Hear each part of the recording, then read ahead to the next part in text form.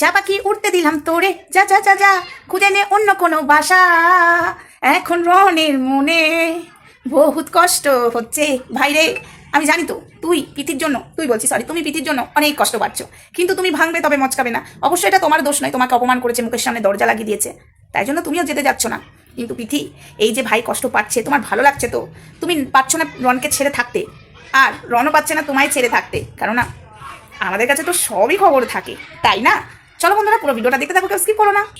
Hi friends, Soma ওয়ার্ল্ডে তোমাদেরকে অনেক অনেক স্বাগত, অনেক অনেক ভালোবাসা। চলে এসেছি আবার একটা ভিডিও নিয়ে তোমাদের সামনে। হ্যাঁ, রন পিতিকে নিয়ে, অবশ্যই রন পিতির ভিডিও নিয়ে চলে এসেছি। অনেকেই আমার কাছে চাইছো, দিদি রন তো কষ্ট পাচ্ছে, রন যেভাবে ভিডিওগুলো ছাড়ছে পুরো বোঝা যাচ্ছে ওদের পুরোপুরি ছাড়াছাড়ি হয়ে গেছে।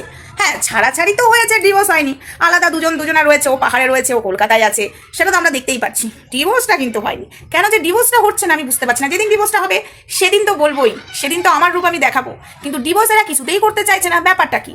অনেকে বলছে, দিদি জানো তো আমার মনে হচ্ছে এগুলো নাটক, ভিউজের জন্য দুজনা নাটক করছে। এই যে রিসোর্টটা করেছে, টাকা পয়সা খরচা হচ্ছে, তো এই নাটক করে মনে টাকা পয়সা তুলছে। আমি একটা কথা বলবো, এটা কিন্তু নাটক নয়। যে যতই নাটক করুক না কেন, দুজনে এতদিন আলাদা থাকবে দুজনকে ছেড়ে, এটা নাটকের পার্ট হতে পারে না, এটা হারগিস হতে পারে না। আর রনের চোখের জলটাও নাটক নয়, আর পিথির সেদিন চোখের জলটাও নাটক ছিল না। দুজনাকে প্রচণ্ডভাবে ভালোবাসে, এটা নাটক হতে পারে না। ভিউজের জন্য, টাকার জন্য রন পিথি নাটক করবে? তোমরা হয়তো জানো না, রনের যেটুকু ব্যাংক ব্যালেন্স আছে সেটুকুতে যদি রন নিজের মতো একা চলতে পারে এবং পিথিকে নিয়ে চালাতে পারে, তাহলে মনে হয় না যে রনের কম পড়বে। কারণ রনকে ব্যাংক করে পয়সা ইনকামও করতে হবে না। হ্যাঁ, অবশ্যই টাকার দরকার সবার আছে, আমারও আছে, তোমাদেরও আছে। তাই বলে নিজেদের ভালোবাসাকে ভাঙচুর করে, মানে অশান্তি সৃষ্টি করে টাকা ইনকাম করবে রনের আর পিথির মধ্যে, সেটা কিন্তু নেই, পুরোপুরি আলাদা। সিরিয়াসলি বলছি, তোমরা যেটা বলছো সেটা আমি মানতে পারলাম না। হ্যাঁ, রন কষ্ট পাচ্ছে, পিথিকে উদ্দেশ্য করেই এটা গানটা গেয়েছে, যা পাখি উড়তে দিলাম তোরে, খুঁজে নে অন্য কোনো বাসা। হ্যাঁ, এটা পিথিকে উদ্দেশ্য করেই বলছে যে যা পিথি, তোকে ছেড়ে দিলাম, তুই অন্য কোনো বাসা খুঁজে নে। কিন্তু এরা কখনোই, পিথি কখনো অন্য একটা ছেলেকে বেছে নেবে না, রনও অন্য একটা মেয়েকে বেছে নেবে না। দুজনা মিলে কষ্ট পাচ্ছে। রন পিথি এক হবে, আমি এখনও আশ্বাস দিচ্ছি।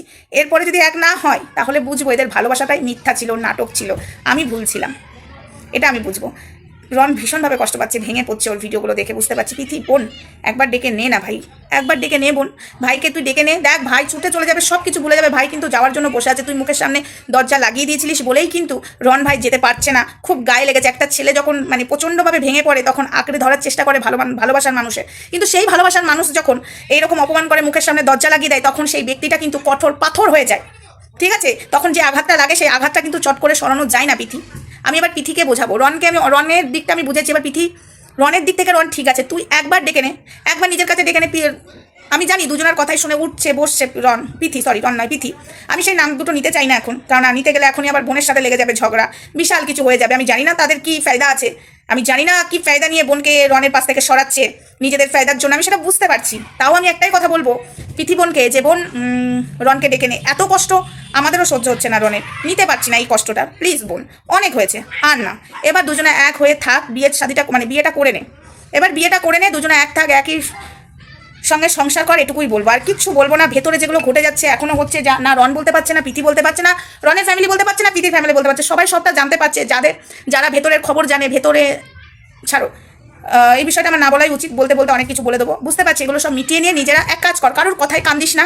ওই ছেলে ভালো না, ওই ছেলে মাগিবাজ, হ্যান ত্যান কথায় তোর কান ভরকাচ্ছে। যে আমি একটা কথা বলবো, তুই তো এতদিন ভালোবেসেছিস, তুই তো এতদিন ঘর করেছিস পিথি, তুই তো জানিস রন কেমন।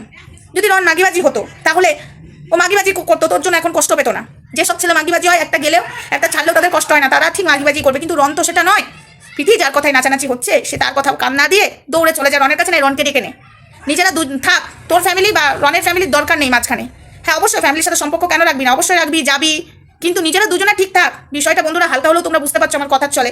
হ্যাঁ, হয়েছে অনেক কিছু সমস্যা, রন এখন মাগিবাজ, রন ভালো ছিল না, কিন্তু এই রনকে নিয়ে অনেক কিছু ফায়দা উঠে নিয়েছে। তখন মনে হয়নি রন মাগিবাজ।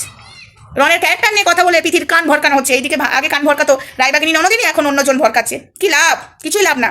অন্যের সংসার নষ্ট করবে, একদিন দেখবে নিজের সংসারটাই না ভেঙে যায়। তো যাই হোক, পিথিকে আমি একটাই কথা বলবো, বোন দুজনা এক হয়ে যায়। আর না, এগুলো লোকের কথাই শুনে তুই নাচছিস এখন।